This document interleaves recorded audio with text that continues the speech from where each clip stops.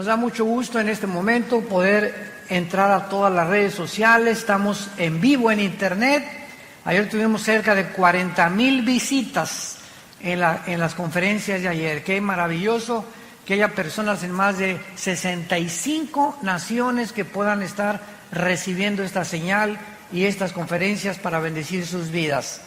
Vamos a tener como título, y para terminar este ciclo de conferencias proféticas, cómo vivir en los últimos tiempos. Es el tema que vamos a desarrollar. Los que traen su Biblia, les pido que por favor la abran en la segunda carta del apóstol Pedro, capítulo 3. Los que no traigan la Biblia, siéntense con un cristiano. Venir a la iglesia sin Biblia es como ir a jugar fútbol sin pelota. Segunda de Pedro, capítulo 3, versículo del 1 al 14.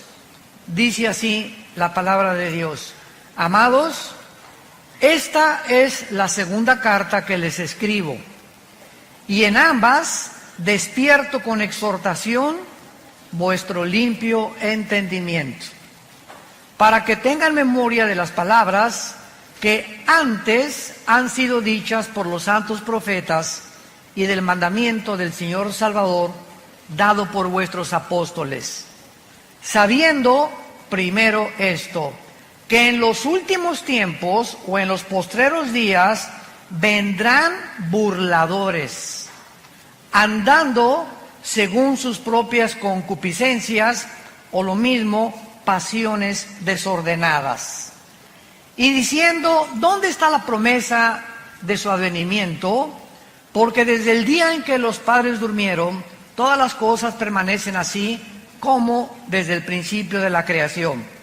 Estos ignoran voluntariamente que en el tiempo antiguo fueron hechos por la palabra de Dios los cielos y también la tierra, que proviene del agua y por el agua subsiste, por lo cual el mundo de entonces pereció anegado en agua.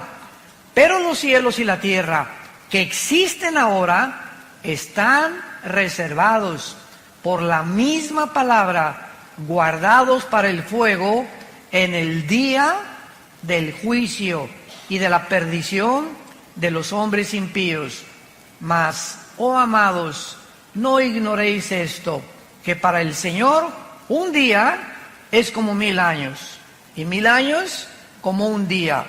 El Señor no retarda su promesa, según la tienen por tardanza, sino que es paciente para con nosotros, no queriendo que ninguno perezca, sino que todos procedan al arrepentimiento. Pero el día del Señor vendrá como ladrón en la noche, en el cual los cielos pasarán con gran estruendo, y los elementos ardiendo serán deshechos, y la tierra y las obras que en ella hay serán quemadas.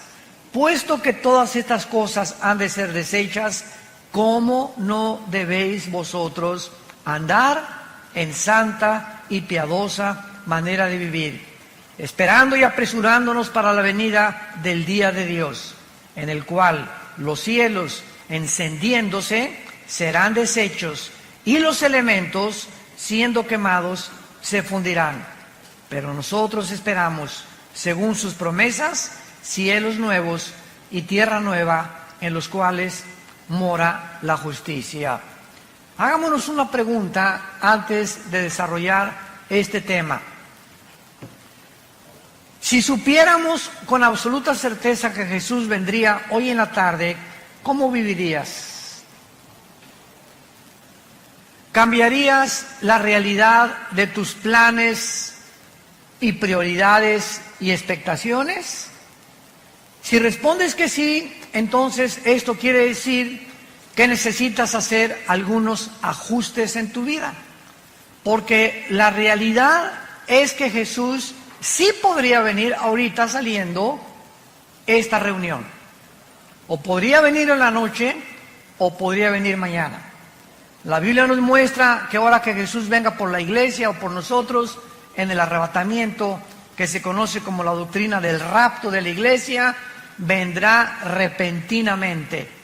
Y así vino el juicio del diluvio, así fue destruida Sodoma y Gomorra, porque Dios actúa repentinamente cuando estén comiendo y bebiendo y dándose en casamiento. Vendrá de repente y no tendremos jamás en la eternidad otra oportunidad de vivir para Dios.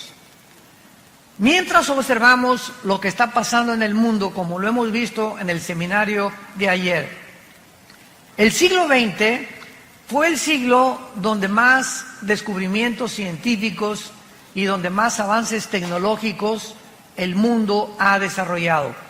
Lo que no pasó casi en 6,000 años, brincamos, escuchen esto, del burro al motor de gasolina en el siglo XX. Lo que no pasó en 6,000 años ha pasado en el siglo XX. El siglo XX inició con la primera tentativa de volar por los hermanos Wright, norteamericanos. En el siglo XX se fabrica en 1903 el primer coche de gasolina, modelo T, marca Ford, por Henry Ford. En 1929 Alejandro Fleming descubre la penicilina. En 1939-40 los doctores Enrico Fermi, italiano, y Oppenheimer, alemán, descubren bombardeando el elemento uranio 235, produciendo la fisión nuclear, para producir la primera bomba atómica que fue soltada en Hiroshima y Nagasaki con 3 o 4 días de diferencia y entrando el mundo al mundo nuclear. 1954 el primer submarino o la primera plataforma también que se hace en el espacio. 1957 se lanza el primer satélite. En el 69 el hombre llega a la luna. 1970 se descubre el internet, comenzamos a usar los teléfonos celulares, y de los 70s, 80s al siglo XXI que nos encontramos, ¿qué nos sorprende? Es impresionante cómo el mundo de repente se abrió la llave del conocimiento y el ser humano subió, y ahorita en este momento nos encontramos en el mundo de la robotización, donde se han creado robots que ya están desalojando a los seres humanos como empleados, como enfermeras. Hace poco mi hijo Caleb, que está ahorita ahí con los jóvenes, le hicieron una operación de oftalmología con rayos láser en los ojos. Y me dijo el doctor: usted, si quiere, doctor Alducin, puede pasar a través de un vidrio y ver la operación de su hijo. A mí me encantó, nunca había visto esto. Entonces lo pude ver así, a mi hijo lo acostaron, y yo creí que el doctor, que tenía 80 años, dije que no tenga Alzheimer, o que no le mueva la mano, porque me lo va a dejar ciego, ¿verdad? No, pero ya eso ya pasó hace muchos años de moda, sino que ahora con una manejita, así con un robot, manejó todo el láser y nomás lo movía, lo apuntó y ¡zum!, ¿verdad? La incisión y todo, impresionante. Él no metió la mano para nada en toda la operación. Un robot le abrió los ojos, se lo puso así, otro le puso quién sabe qué tantas cosas, pero yo salí maravillado de darme cuenta el avance en el que estamos ya llegando. Antiguamente también, para abrirte el corazón te abrían una cosa así, ahora ya nomás te abren una incisión de milímetros, te meten una aguja y hacen todo a través de cámaras electrónicas, de pantallas y de una robotización impresionante. Nos encontramos en esa época, pero también nos encontramos, en segundo lugar, en lo que se llama el transhumanismo. ¿Qué quiero decir? Que desde 1954, que se descubrió el ADN, el ácido desoxirribonucleico, por los doctores Crick y Watson, que les dieron el Premio Nobel de Medicina, 1954, desde ese momento hasta nuestros días, la ciencia de la genética y de la biología se ha introducido a tal grado que están tratando de mezclar, por ejemplo, el ADN de las arañas que produce esa telaraña, que es impresionantemente casi irrompible, una cosa la telaraña, con la oreja de un murciélago para mezclar el radar del murciélago con la telaraña, etcétera, etcétera. Y existen laboratorios clandestinos donde están tratando de mezclar animales con humanos. Estos primeros experimentos se llevaron a cabo por un doctor, se llamó Mengele, en la Segunda Guerra Mundial, que fue uno de los médicos de los nazis, de Adolfo Hitler. Él fue el primero que comenzó a experimentar con la genética de los gemelos, les abría a las mujeres embarazadas el vientre y sacaban al producto y sacaban el ADN y lo querían mezclar con otra cosa, pero aún no conocían realmente el mundo microscópico de las células como lo descubrieron en 1954. Entonces nos encontramos en un mundo muy complicado, un mundo muy difícil, un mundo científico, un mundo tecnológico, pero a pesar de estos increíbles avances tecnológicos y desarrollos científicos del siglo XX, nunca en la historia había habido un siglo con tantos ateos como en el siglo XX.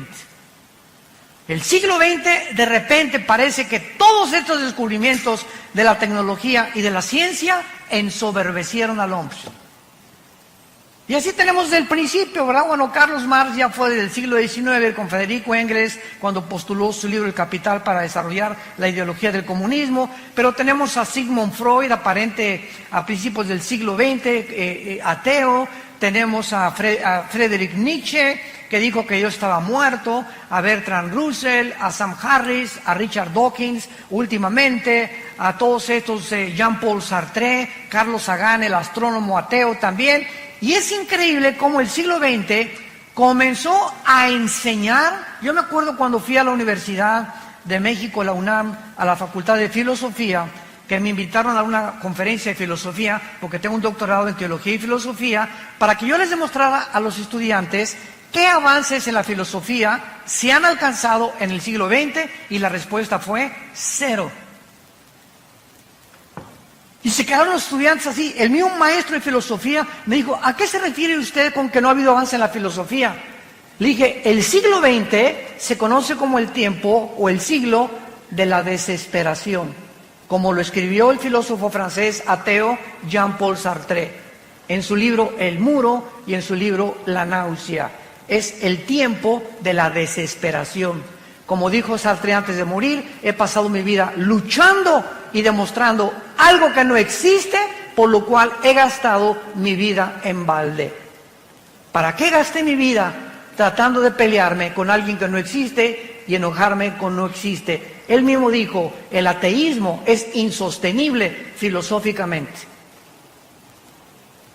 Sin embargo, al mismo tiempo que en el siglo XX surgieron todos estos ateos, recordamos que los más grandes hombres de ciencia del pasado eran cristianos. Galilei, que descubrió, ¿verdad?, el telescopio y pudo introducir a la astronomía, cristiano. Apúntalo, Blaise Pascal, astrónomo físico francés, cristiano, tenía a Jesucristo como su Señor y Salvador. Isaac Newton, que descubre la gravitación y el movimiento astronómico en el cosmos. Louis Pasteur, el mismo Alberto Einstein, que aunque nunca reconoció que era cristiano, dijo en su frase famosa, Dios no juega a los dados con el universo.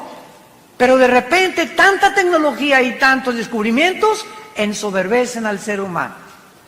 Y ahora nos encontramos, vuelvo a repetir, a pesar de todo lo que nos ha rodeado, escuchen esto, somos nosotros la última generación y la primera generación en la historia que tenemos el poder destructivo, nuclearmente hablando, para autodestruirnos en 30 segundos. Somos la primera generación en la historia que podemos autodestruirnos y acabarnos y autoextinguirnos en menos de 1 minuto. El último misil que acaba Rusia de hacer se llama Satán.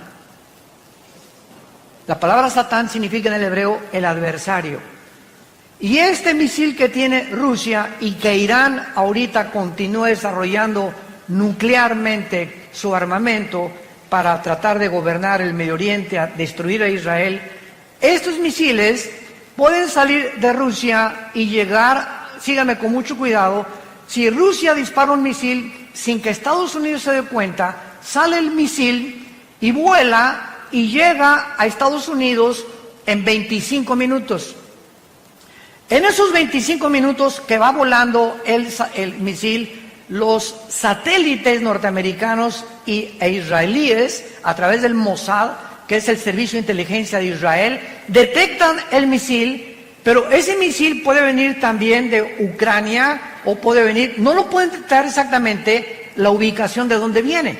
Muy bien, entonces localizan al misil y el presidente de Estados Unidos, actualmente el presidente Donald Trump, trae un portafolio, todos los presidentes norteamericanos traen un portafolio con una computadora con códigos que solamente él sabe el código para que cuando tenga él la comunicación que un misil se dirige a Estados Unidos, él abre el portafolio y apriete un botón y ese botón suena en la marina, en los portaaviones, suena con la armada terrestre y suena con el poder aéreo, con todos los pilotos aéreos, para que tanto la marina como los pilotos de la Fuerza Aérea y como los soldados puedan preparar sus misiles para interceptar el misil. Solo que hay un problema, que cuando el presidente abra su portafolio, el misil llega antes que el presidente lo pueda abrir.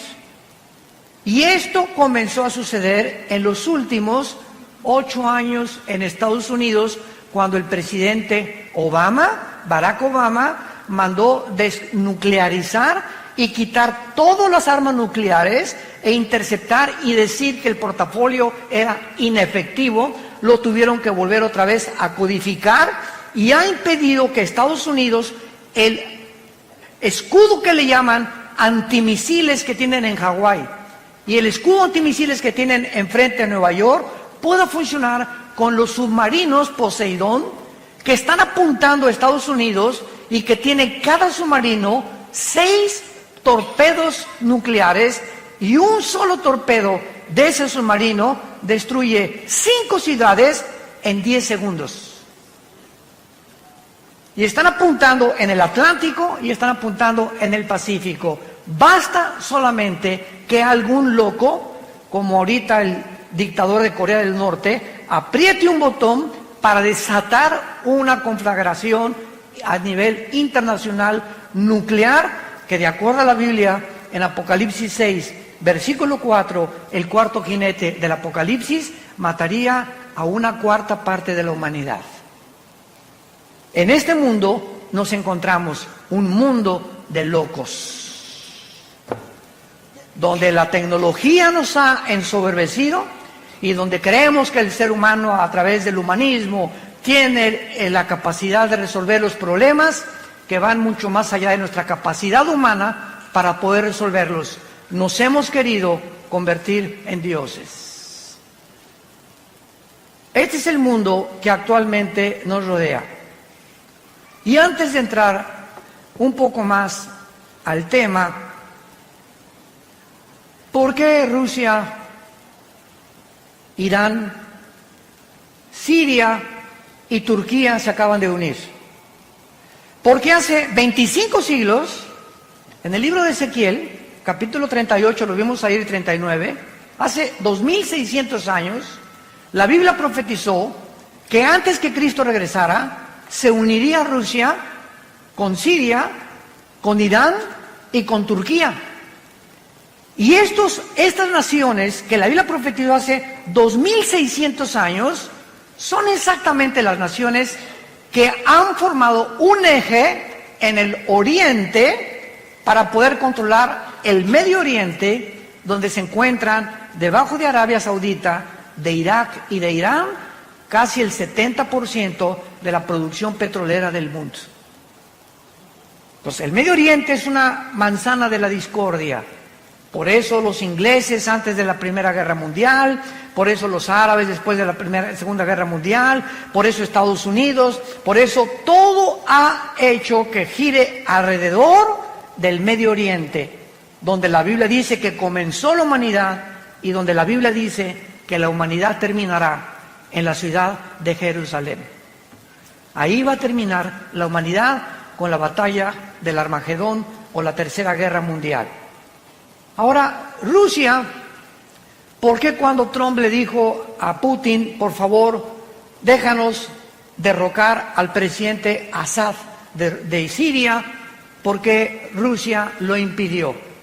Porque Rusia tiene la única base naval en Siria que está a orillas del Mediterráneo. Entonces, si quiere Rusia evitar que por el Mediterráneo se metan sus enemigos, lo harían, y jamás Rusia abandonará a la familia de los Assad. Ni tampoco Rusia permitirá, mientras esté Putin, que Siria caiga en manos de otra nación. ¿Por qué se acaba de unir con Irán?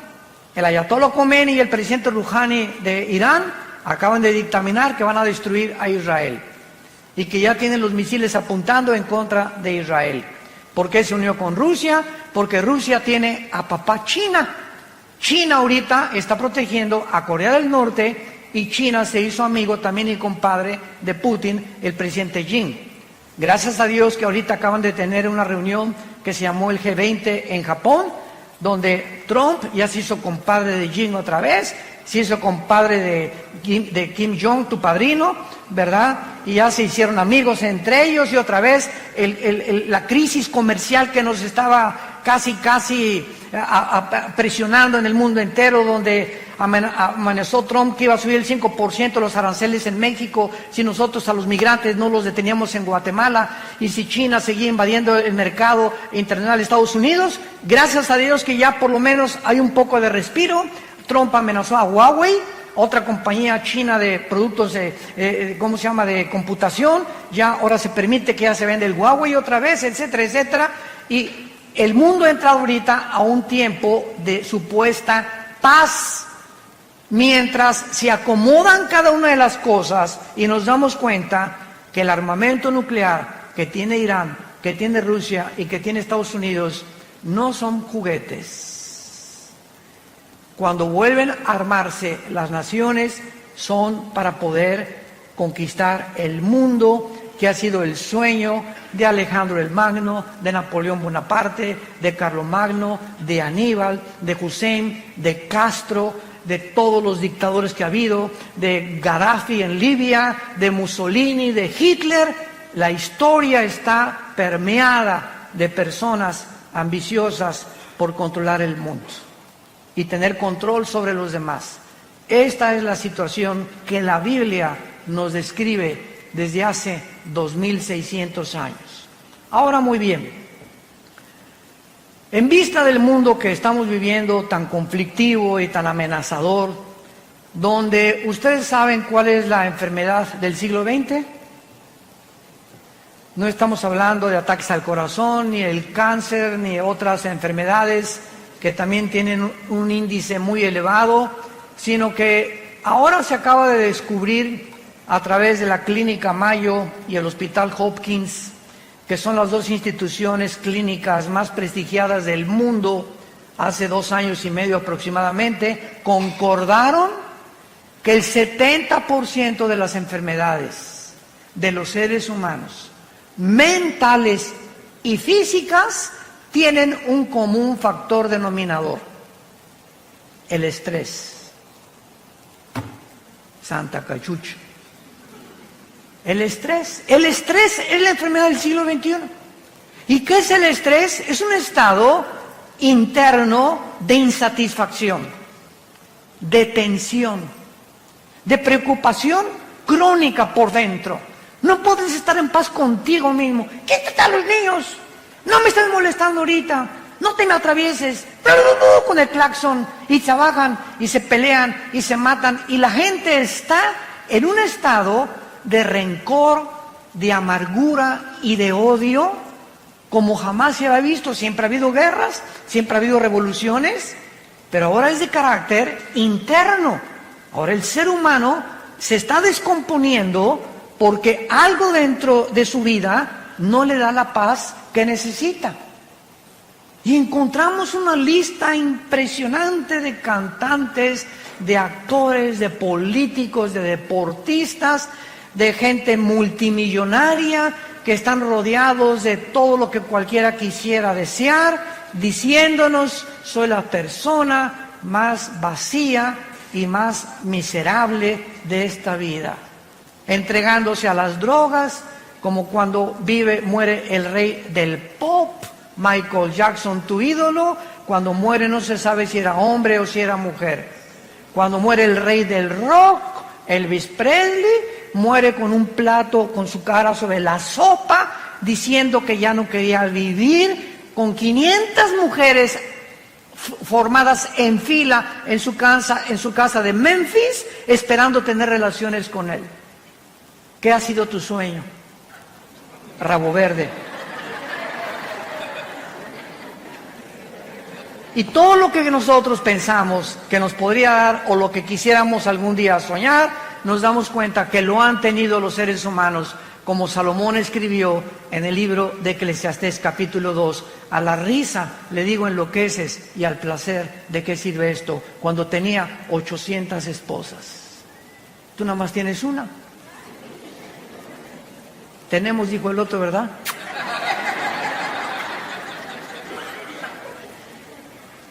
¿Qué mundo vino Jesucristo hace 2000 años a describirnos? Y hace 2000 años Jesucristo nos recetó la medicina que el mundo necesita 2000 años después. Mi paz les dejo, mi paz les doy. Esa paz es un estado de tranquilidad interior. Es un estado de confianza interior, de seguridad, de esperanza que todo está bien. Guerras, el petróleo, cayó el peso, el gobierno, y lo que sucede a nuestro alrededor, esa paz impide, es como un muro a nuestro alrededor, como un cerco invisible de protección que impide que las condiciones del mundo entren a nuestra alma.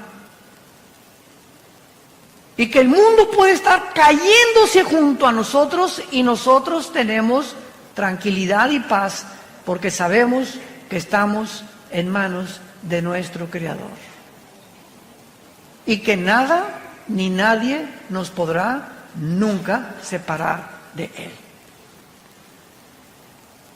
Hace algún tiempo un rey mandó, o más bien decretó un concurso, que por favor, entre los pintores que había en el reino, ¿quién podría pintar un cuadro que describiera la paz?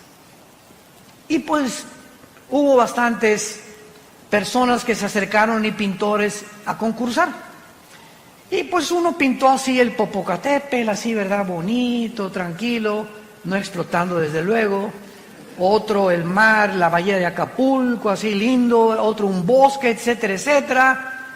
Y finalmente, el que ganó el concurso fue un pajarito que estaba detrás de una cascada dormido. A ese le dieron el primer premio, porque así es la paz. Podemos estar con los ojos cerrados y caer una cascada a nuestro alrededor de problemas y tribulaciones, pero el pajarito sabe que él está seguro detrás de la cascada. Y nosotros recordamos las palabras que nos dijo el Señor: no temas, pequeña manada, nunca te dejaré ni te abandonaré. Estaré contigo hasta el fin del mundo. Y cuando adquirimos esa paz, escúchame muy bien, cuando el cristiano tiene esta paz, es cuando podemos ser guiados por el Espíritu Santo. Tú no puedes discernir al Espíritu Santo ni leer la Biblia como Pepita en comal. Ay, hermano, Señor. Mire, doña Chole, apláquese, cálmese, y ya que usted esté tranquila, ¿verdad? Hínquese. Es que mi hija se fue de la casa.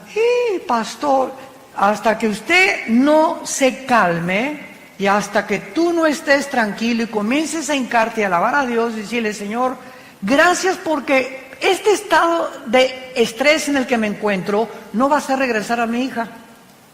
Este estado de estrés en que me encuentro no va a arreglar mis problemas de negocio ni de dinero. Este problema en el que me encuentro no va a hacer que mi esposo me quiera tampoco. Y se fue hace 3 días, pues que se vaya. Pero yo no voy a perder la paz. Y cuando nosotros mantenemos este estado de control interno y de esa paz, puedo venir a la Biblia y discernir la palabra de Dios. El Espíritu Santo no puede comunicarse con una persona que no tenga paz.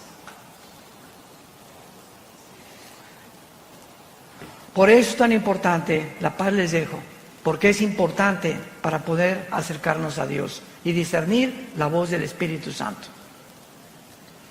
Vamos a 2 de Pedro, nuestro pasaje que acabamos de leer, y vamos a ver de qué manera se relaciona con todo lo que estamos compartiendo.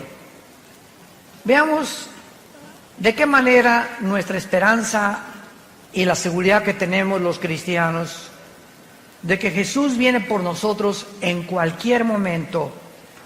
Y tu taller de carpintería, tu taller de plomería, tu bufete de abogado, tu consultorio médico, tus propiedades, tus edificios, tus condominios, tus coches y todo lo que hemos nosotros tratado de amontonar, en cualquier momento, si Jesús no viene y tú estás creyendo, pues tengo todavía 10 años de vida o 20 años de vida, estoy joven, tengo 40 años, etcétera, etcétera.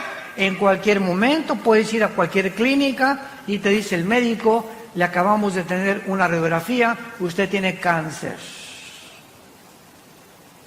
Pero ¿cómo que yo me siento muy bien? Es que la radiografía no miente, señor, usted tiene cáncer.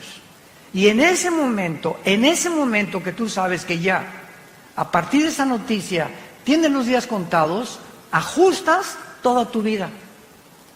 Y te das cuenta que rápido pasó tu vida y que en cualquier momento ya te puedes ir al otro lado, a la presencia del Señor o al infierno, según sea tu condición, y que en ese momento este diagnóstico mueve tus sentimientos, tus emociones, tus negocios y todo. ¿Por qué? Simplemente porque sabes que tu vida está en un hilo y estás en la orilla de un precipicio. Ahora, no necesitamos que alguien nos dé este diagnóstico de la misma manera. Cristo puede, dentro de 2-3 horas, mañana, venir por nosotros. ¿Cuál es el mensaje que les quiero compartir? Con lo que el apóstol Pedro nos comunica en este pasaje. Veamos entonces los consejos que nos da. Número 1. La primera cosa que se nos aconseja en 2 de Pedro capítulo 3, particularmente las promesas relacionadas con el futuro, es el origen de las promesas de Dios. Amados, esta es la segunda carta que los escribo, y en ambas despierto con exhortación vuestro limpio entendimiento. O sea, lo primero que Dios nos dice es, quiero que entiendan. Padre, ¿qué quieres que entendamos en esta época? Versículo 2, que tengamos memoria de las palabras que antes nos fueron dichas por los santos profetas y el mandamiento del Señor y Salvador dado por nuestros apóstoles. Lo primero que tenemos que recordar es las promesas de Dios. Nunca te dejaré, nunca te abandonaré. Ten paz. No importa tu destino, tu futuro, las noticias, lo que al mundo le pase. Recuerda las cosas que están escritas en este libro. Veamos, por ejemplo, en el libro de Isaías, capítulo 44, versículos 6 al 8, lo que hace 2500 años aproximadamente Dios nos dijo. Isaías 44, del 6 al 8. Así dice Jehová, Rey de Israel: y su Redentor, Jehová de los ejércitos. Yo soy el primero y yo soy el postrero. Yo soy el primero y yo soy el postrero. Y fuera de mí no hay Dios. Y nos pregunta Dios, ¿quién proclamará lo venidero, o sea, el futuro? Lo declarará y lo pondrá en orden delante de mí, como hago yo desde que establecí el pueblo antiguo. Anúncienles lo que viene y lo que está por venir. No tengan miedo. No teman. No se amedrenten. No te lo hice oír desde la antigüedad y te lo dije. Luego ustedes son mis testigos que no hay Dios sino yo. No hay fuerte, no conozco ninguno. Cuando Dios dice, yo soy el alfa y el omega, es la primera letra del alfabeto griego y la última letra del alfabeto griego, el alfa y el omega. Si nos dice Dios, yo soy el primero, y yo vengo a la Biblia y leo Génesis, y veo que los científicos actuales están poniéndose de acuerdo y reconociendo que la descripción de la creación del universo, de acuerdo a los primeros 2 capítulos del Génesis, coincide con la astronomía, coincide con la física, con la primera y la segunda ley de la termodinámica, coincide con la biología y coincide con la paleontología y con la antropología. Entonces comienzo a enfocarme, a darme cuenta que si lo que en la Biblia en el principio es verdad, en el principio, ¿dónde me encuentro yo si Dios es el final? Nos encontramos en medio. Entonces, ¿qué es lo que nos está diciendo Dios? Voltea hacia el pasado y ve todo lo que es escrito en la Biblia. Solo en la muerte de mi hijo en la cruz, 33 profecías se cumplieron, al pie de la letra. Cuando Jesús colgaba en la cruz, se estaban cumpliendo 33 profecías por los profetas hebreos al pie de la letra. Ahora, si eso en el pasado lo vemos, que se ha cumplido, nos damos cuenta que estas palabras son fieles y verdaderas. Y si yo me encuentro en medio, de la misma forma que se cumplió el pasado y Él es el final, se cumplirá también el final. Por lo tanto, camino hacia el final con confianza en que Dios cumplirá su propósito en mí. Es lo que quiere decir, yo soy el primero y yo soy el último. No tengan ni tengan temor. ¿Quién más puede anunciar el futuro sino yo? Dice el Señor. Esto se refiere, ¿verdad?, a todos los eventos futuros profetizados en el Antiguo Testamento. Por hoy se dice el primer consejo del apóstol Pablo. Recuerden ustedes las promesas que en el pasado los profetas y apóstoles hicieron para que ustedes puedan mantener esa paz que es importante para tomar decisiones. Tú no puedes tomar una decisión con quién te vas a casar, qué coche comprar, qué terreno vender, qué cosa hacer, qué negocio llevar, qué medicinas tomarte si no tienes paz. La falta de paz nos hace tomar decisiones equivocadas, de las cuales nos vamos a lamentar el día de mañana. Porque en el momento que tomamos la decisión para casarnos, para comprar ese vehículo, para comprar ese terreno, lo hicimos no con la dirección del Espíritu Santo, lo hicimos en la carne, guiados por nuestras pasiones. Y es cuando nos lamentamos y después le echamos la culpa a Dios por la condición en la que estamos viviendo. En segundo lugar, veamos nosotros en 2 de Pedro capítulo 3, en nuestro pasaje, que dice la Biblia en el versículo 3 y versículo 4, sabiendo primero esto. Es la segunda cosa que Dios quiere que sepamos. Número 1, las promesas de Dios. Número 2, tenemos que saber que en los tiempos que estamos viviendo, o sea, los postreros días que son los nuestros, vendrán burladores. Vendrán burladores. El siglo XX se llenó de ateos. ¿Quién es un ateo? Una persona que se burla de alguien que no existe. Santa María Catarina. Es una persona que se burla o insiste en pelearse con alguien que no existe. Por eso decía Sartre que es insostenible filosóficamente el ateísmo. Entonces vendrían burladores y los vemos, aunque ya son menos, andando según sus concupiscencias. Y estos burladores, dice la Biblia en el versículo 4, van a comenzar a decir, ¿dónde está la promesa de que Cristo va a regresar, o sea, de su advenimiento. Porque desde el día en que los padres durmieron, o sea, todas las cosas en el mundo han sido así. Y dicen, siempre ha habido guerras, siempre ha habido terremotos, siempre ha habido pestas. ¿Por qué dice que son señales de los últimos tiempos? Muy bien. Estas personas querrán atacar las promesas de Dios y de nuestro corazón, y la Biblia les llama burladores. Un burlador, es muy importante, no es la misma persona que tiene dudas. Entonces, hay una gran diferencia entre un burlón y una persona que tiene dudas honestas. La persona que tiene dudas honestas dice lo siguiente: yo no puedo decir que no creo en Dios.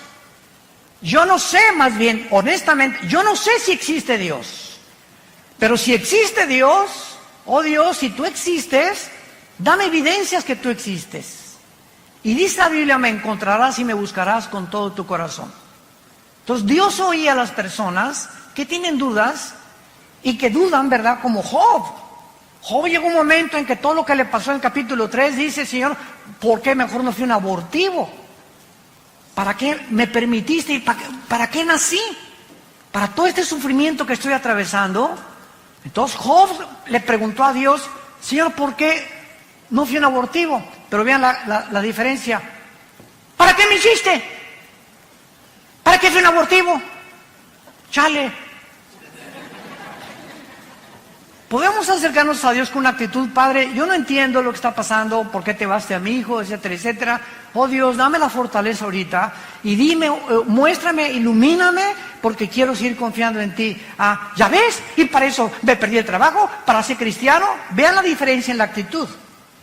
Cuando tenemos esa actitud de retadores y de soberbios, demandando a Dios que nos conteste como si fuera nuestro sirviente, jamás te contestará.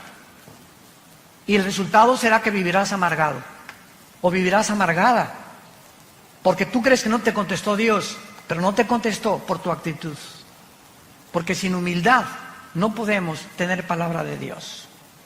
Entonces, las personas que dudan están abiertos, pero el burlador ni siquiera quiere oír las evidencias ni hacer caso de las evidencias.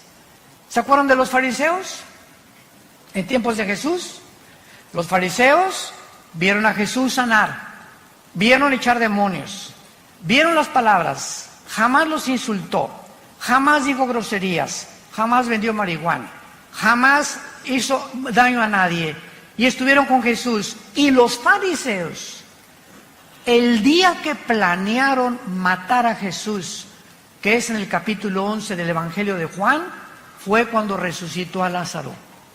El milagro más grande que Jesús hizo, enfrente de casi cientos de personas. Lázaro, 3 días de muerto, donde ya se había descompuesto su carne, la sangre le había dejado de circular, la condición del cerebro, dicen los médicos que a los 20 minutos, ¿verdad?, ya el cerebro se atrofia cuando ya no hay oxígeno, etcétera, etcétera. Y Lázaro tenía 3 días, y dicen que ya hedía, apestaba ya.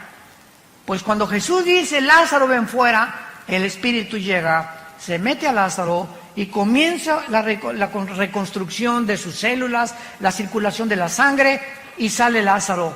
Era para que cualquiera hubiera creído, ¿no crees? Estás buscando de que si yo veo un milagro voy a creer en Dios. Pues los fariseos vieron resucitar a Lázaro y ese día dijeron, planeamos quitarle la vida. Burladores. Yo me he encontrado con diferentes tipos de ateos y diferentes tipos de personas, como uno les conté hace algún tiempo en una reunión, que saliendo de una conferencia en un hotel en México, en el elevador se acercó un señor así muy retador, me dice, usted es el doctorcito Alducin, ¿verdad? Pero así, ¿verdad? Yo le iba a decir, bueno, ¿y qué te importa, no? Pero no le puedo decir eso, me daban ganas, no nos dan ganas a veces. ¿Usted, verdad? Sí. ¿Y en qué le puedo servir, señor? A ver, diga, contésteme.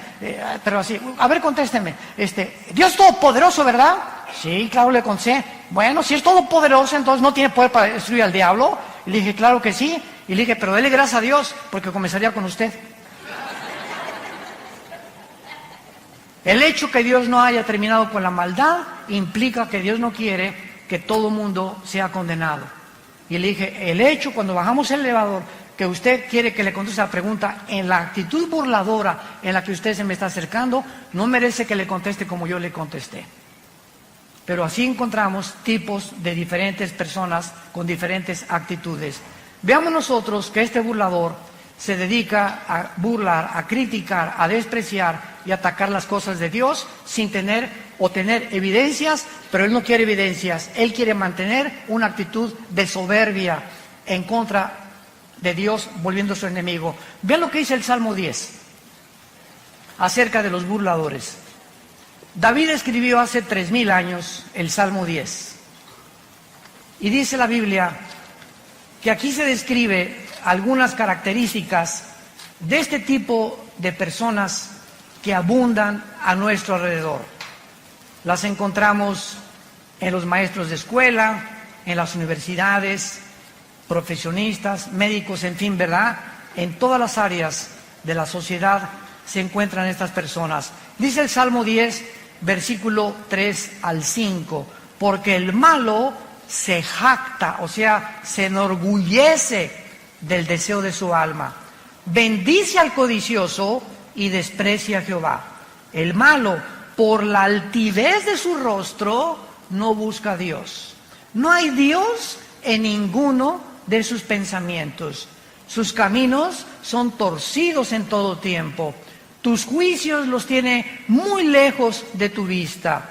Y dice en su corazón, no seré movido jamás, nunca me alcanzará el oportunio. Y el capítulo 14 de los Salmos, versículo 1, dice, el necio dice en su corazón, no hay Dios. El necio o el burlón dice en su corazón, no hay Dios. Ahora, ¿por qué actúan de esta manera? Regresamos a nuestro pasaje de Segunda de Pedro. ¿Por qué estas personas actúan de esta manera? Donde ya ni las evidencias les funcionan.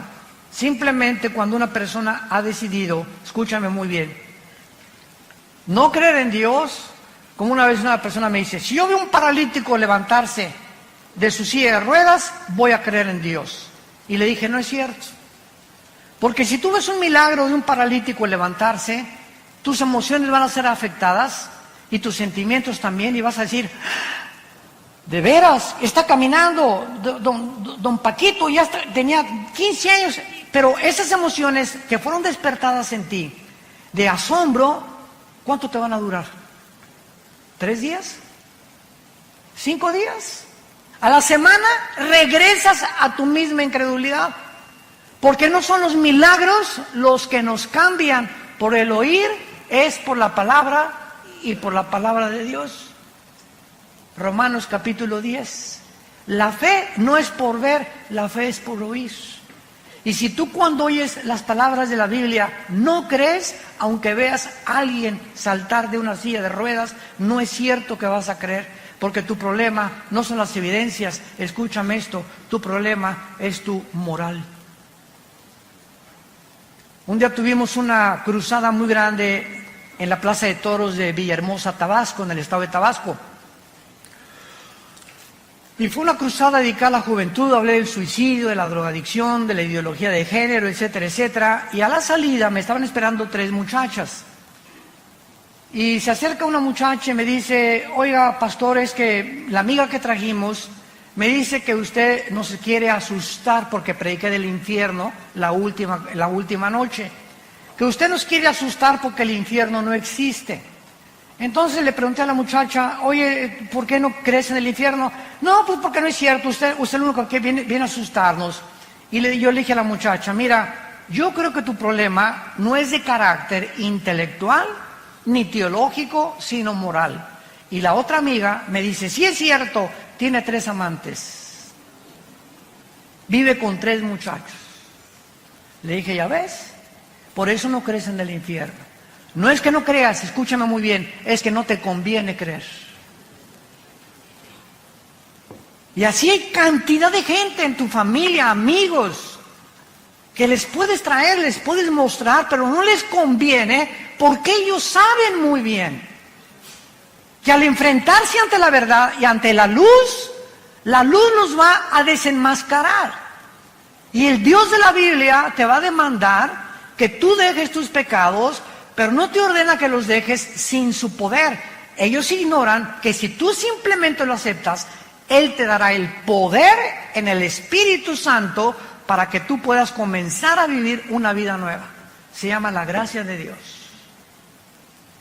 Entonces mucha gente por eso, por la ignorancia de que creer que pues primero tengo que dejar el adulterio, primero tengo que dejar de ser borracho y lo voy a pensar, y las drogas, y después lo voy a pensar, voy a tratar de ya no ser homosexual o lesbiana y después acepto a Cristo. La Biblia dice, ven cómo estás.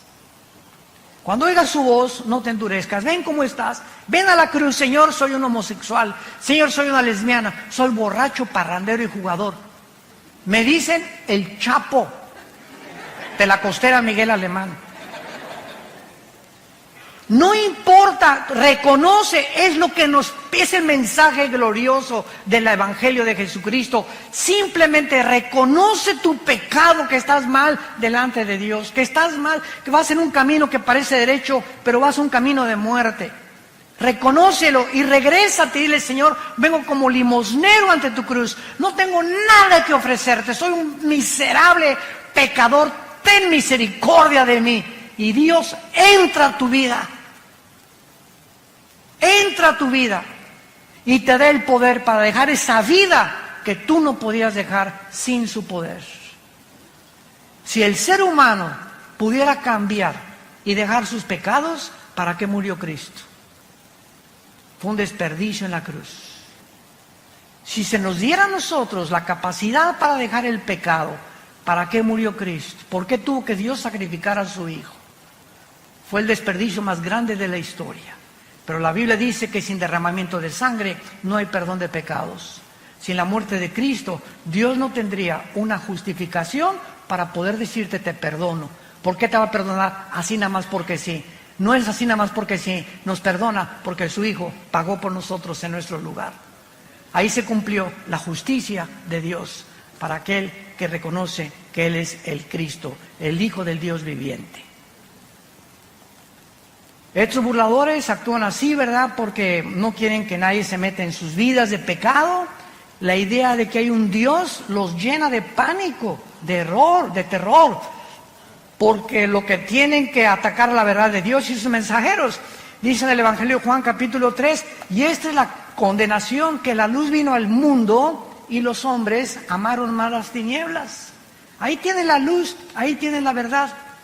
Pero aún cuando está la luz ahí, como los fariseos, ahí está la luz, ahí está Jesús. Sabían que era el santo, que ¿cómo es posible que al hombre más perfecto de la humanidad lo hayamos puesto en una cruz? ¿Cuánto odio contra la verdad y contra la luz? Y dice Juan capítulo 3, y no vienen a la luz porque sus obras son malas y descubiertas por la luz. No les conviene cambiar su vida de pecado. Estos burladores dicen en 2 de Pedro, en nuestro pasaje, capítulo 3, que aún toman, en penúltimo lugar, posiciones pseudocientíficas, diciendo, versículo 5, estos burladores, hablando de ellos, ignoran voluntariamente. O sea, qué increíble que ellos conozcan e ignoren o estén decididos a no conocer. O sea, no quiero meterme a la Biblia, no quiero ir a tus reuniones, no quiero ir a tus estudios. Voluntariamente no quieren conocer la verdad. Te repito, porque la verdad los va a exhibir y les va a mostrar la luz, y a ellos no les conviene salir de su pecado. Aman más las tinieblas en donde viven que pasar al reino de la luz admirable de Jesucristo. Entonces van a usar también posiciones pseudocientíficas, como diciendo que en el tiempo antiguo todas las cosas han sido iguales del principio, que nunca hubo un diluvio universal, que la Biblia está llena de errores, de contradicciones, que son leyendas, etcétera, etcétera. Y como le dije también a una persona en una universidad, un maestro que se me puso al brinco cuando les expliqué a los estudiantes que la teoría de la evolución es anticientífica, antifísica, antibiológica, antigenética. Este maestro comenzó a agredirme, ¿verdad? Y yo le contesté, ¿ha leído usted la Biblia? No, Chepo. ¿Por qué ataca usted un libro? Es que está lleno de errores. Por favor, aquí está la Biblia. Muéstreme los errores que usted considera que es una equivocación. Porque cuando usted viene a la Biblia y usted considera que aquí hay una contradicción, el problema no es de Dios, el problema es de su entendimiento. ¿Por qué? Porque los pensamientos de Dios son más altos que los nuestros.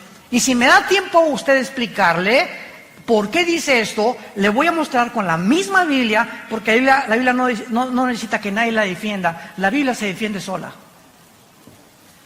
Nunca trata Dios en la Biblia de demostrar que Él existe. Simplemente la Biblia dice, en el principio Dios creó los cielos y la tierra.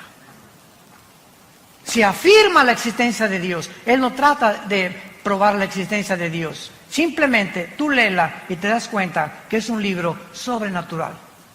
Que no somos animales, que somos agentes morales, responsables de nuestras acciones, porque si fuéramos animales, como dijo Dostoyevsky, un gran filósofo y literario ruso que fue puesto en el exilio en Siberia, en Rusia, Dostoyevsky dijo esto en su libro, si Dios no existe, todo está permitido. Así de simple. Si Dios no existe, todo está permitido. Bebamos, comamos, ¿para qué le soy fiel a mi esposa? ¿Para qué me mantengo sin robar? Si el que no tranza no avanza. ¿Para qué soy honrado? ¿Para qué soy honesto? ¿Para qué trato de vivir en mi matrimonio cuando hay 10 mujeres o 15 mujeres mejores? ¿Por qué no tengo hijos por todos lados sembrados? ¿Cortar la mejor flor del ejido donde quiera que yo vaya? ¿Por qué? Porque simplemente hay un Dios que nos dice, vengo a juzgarte en el día del juicio. Y prepárate para encontrarte con tu Dios. Pero si Dios no existe, como una vez Blaise Pascal tuvo una discusión con un ateo. Y el ateo le dijo a Blaise Pascal, oye, pues fíjate que yo no creo que exista Dios, para mí después de la muerte, al polvo, y ahí se acabó todo, como los animales. Y le dice Blaise Pascal, el gran filósofo, astrofísico, físico, matemático francés, le dice Pascal a este ateo, mira, si tú tienes razón y no hay Dios, bueno, digo, y acabamos todos en la tumba, pues nos vamos al polvo y no hay ningún problema. Pero si mi Dios tiene la razón y Jesucristo resucitó entre los muertos, ¿qué amulado te vas a llevar? Así que ya sea que tú tengas razón o que yo no tenga razón, yo salgo ganando. Porque si Dios no existe, pues no perdí nada. Pero si Dios existe, ¿qué amulada te vas a llevar? Es un simple razonamiento. O como dijo también Newton, una vez tenía un amigo Newton, Isaac Newton, que era ateo. Y entonces estaba viendo el universo una noche que estaba con Newton, y Newton estaba con sus matemáticas cuánticas y su astronomía y considerando muchas cosas del universo, etcétera, etcétera, y le preguntó el ateo a Newton, oye, qué maravilloso universo, ¿verdad? Él dijo, sí, es el diseño y la inteligencia de un Dios. Y le dijo Newton, y le dijo el ateo, no me hagas reír. Ahí murió la cosa. Al otro día, Newton lo invita a cenar a su casa. Y Newton tenía en su casa, en su estudio, un universo que él había hecho, así colgó al sol, la luna, las estrellas. Tenía como una sala con una representación del universo. Entonces, llegó este amigo de él a su sala y vio todo esto colgado y le preguntó el ateo, oye, qué bonito, ¿quién colgó todas estas cosas? Y le contestó Newton, se colgaron solas.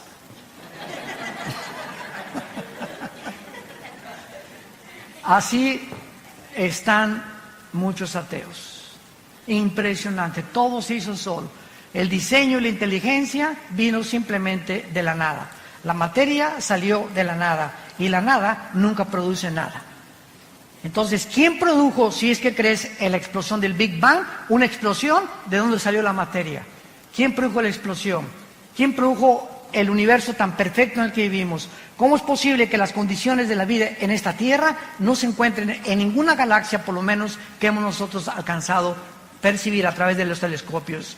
¿Cómo es posible que la circulación de mi sangre, las células, los glóbulos blancos que actúan como los soldados para atacar las defensas de las bacterias y microbios que entran a mi cuerpo, quién programó a los glóbulos blancos para defender mi sangre y a las bacterias que tengo dentro y la impresionante complicación que tienen los miles de nervios aquí dentro de mis ojos, mi nervio óptico, que ninguna cámara ha podido realmente. Ahora que yo me acabo de hacer unos implantes en los ojos, me dijo el doctor Armando, en 3 o 4 semanas, ve desde lejos y ves de chiquito, ponte un lápiz y comienza a hacer así, para que los dos ojos comiencen a los músculos a ejercitarse, el oftalmólogo y todas estas cosas que yo estoy platicando. Dije, Dios mío, nunca me había puesto a pensar que mis ojos pueden ver desde muy lejos y desde muy cerca.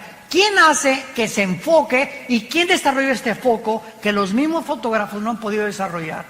Ya no valemos solamente de eso, de la sangre, de los 3 huesitos que forman los oídos, de nuestra lengua, de nuestros dientes, de nuestro esqueleto, nuestros músculos. Bueno, es impresionante. ¿Cómo puede alguien atreverse a decir, no existe Dios? Nos hicimos de la nada, de las ranas evolucionamos.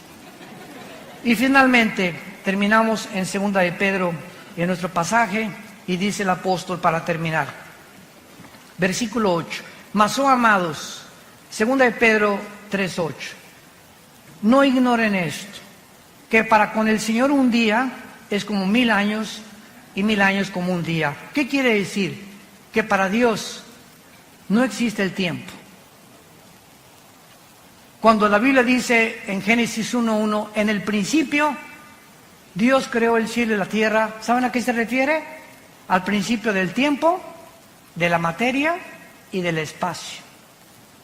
Antes del principio no existía tiempo, no existía la materia y no existía el espacio. Y ahora la física afirma y confirma que el espacio no puede vivir sin materia o existir o la materia sin el espacio, ni tampoco en el tiempo. Y hasta el siglo XX, Alberto Einstein introduce la 4ª dimensión con su famosa teoría E igual a mc al cuadrado. La energía es igual sobre la masa por la velocidad de la luz al cuadrado, que revolucionó la teoría famosa de la relatividad. Entonces, cuando Einstein comienza a introducir que el tiempo es la 4ª dimensión, ahora desde 1945 hasta nuestros días más o menos, sabemos que somos cuadridimensionales, que es hacia abajo, hacia arriba el espacio, hacia los lados y el tiempo como la 4ª dimensión. Dios está arriba del tiempo, el espacio y la materia de nosotros. Por eso su nombre es Yahweh. Yo soy el que soy. Para Él no hay el pasado ni el presente. Lo que aquí pasa en 1000 años, desde la eternidad es un día. Entonces, esta es la grande diferencia entre cómo Dios piensa y cómo pensamos nosotros. Y esto le da la capacidad a Él de ver el futuro que nosotros no podemos percibir por estar encerrados en un universo cerrado de 4 dimensiones nada más. Por eso dice la Biblia, amados, no lo ignoren. Para Dios el tiempo no existe. El Señor no retarda su promesa. Ay Dios, ¿por qué no vienes ya y acabar con el diablo, los secuestros, los robos, los crímenes, la ideología de género, la prostitución? ¿Cuántos de nosotros verdaderamente cada noche, no sé tú y cuántas personas, has mojado tu almohada con lágrimas diciéndole a Dios, oh Dios, cuida a nuestros hijos, cuida nuestro matrimonio? Te pedimos por el gobernador de Guerrero. Te pedimos al presidente que tenemos ahorita, dale sabiduría para gobernar México, Señor, pobre México. Por favor, dale sabiduría al gobierno. Vivimos un mundo bien feo a nuestro alrededor. Y nuestras oraciones es lo único que puede cambiar. Y nos desesperamos, ¿por qué no cambias? Te dice Dios, no es que me tarde, es que no quiero que ninguno perezca. Como le dije al Señor en el elevador, dele gracias que Dios no ha actuado ni terminado con la maldad. Porque si Dios terminara con la maldad, ¿cuántas personas que no han oído el Evangelio se condenarían eternamente? Por esa razón Dios retarda su promesa. Es lo que el apóstol nos quiere decir. Pero el día del Señor, versículo 10, vendrá como ladrón en la noche. Los cielos van a pasar con gran estruendo, los elementos ardiendo. Esta palabra significa la composición atómica. Eso es increíble en el griego, son los átomos. Serán deshechos. ¿Qué es lo que mantiene la cohesión de la materia? la composición atómica. Yo ahorita agarro mi mano y le hago este púlpito así, ¡paz! Y me rompo los nudillos de mis manos. ¿Por qué? Porque los átomos son más gruesos y los electrones y protones que los átomos que forman mi materia de mi piel. Entonces, todo lo que forma la cohesión que existe, y agarro un microscopio y veo el microscopio que giran a una velocidad impresionante los átomos y los electrones y los neutrones, y el hidrógeno tiene 2 átomos, el oxígeno tiene 1, y cada elemento, el helio, tiene otros, y la composición que hay en toda la materia es completamente diferente atómicamente. Nos damos cuenta y nos preguntamos, ¿quién le da la velocidad a los átomos?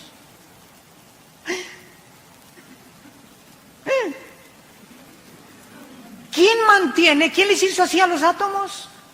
Están violando una ley física, que dice la física que si yo hago una canica y le hago así a la canica, sale disparada la canica y la velocidad de la canica es proporcional a la fuerza que yo le aplico. Si agarro una flecha y la disparo con un arco, sale la flecha y la flecha tiene que caer en una parábola. Un balazo, sale la bala y la bala tiene que caer. ¿Por qué? ¿Por qué no se mantiene la flecha continuamente volando, o la bala continuamente volando, o mi canica continuamente volando? ¿Por qué? Porque se tiene que detener. ¿Por qué la Tierra sigue girando sobre su rotación? ¿Por qué no se detiene? Pregúntale a tu maestro ateo. ¿Quién le hizo así a la Tierra?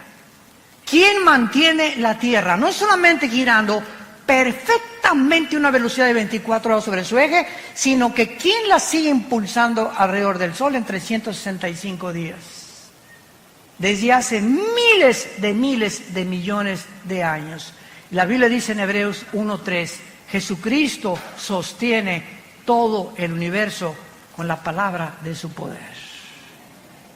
Es Dios de la materia, el Dios del átomo, el Dios de los electrones, el Dios que nos ha puesto todo en un orden para que podamos admirarle y decirle en esta tarde, inclinemos nuestra cabeza, te alabamos, oh Dios, creador de los cielos y de la tierra. Te bendecimos tu nombre porque has tenido misericordia de nosotros. Porque en esa cruz, tu palabra dice, de tal manera amó Dios al mundo, que nos ha dado a su Hijo unigénito, para que cualquiera que en este momento crea en Él, no te pierdas, mas recibas el regalo de la vida eterna en Cristo Jesús.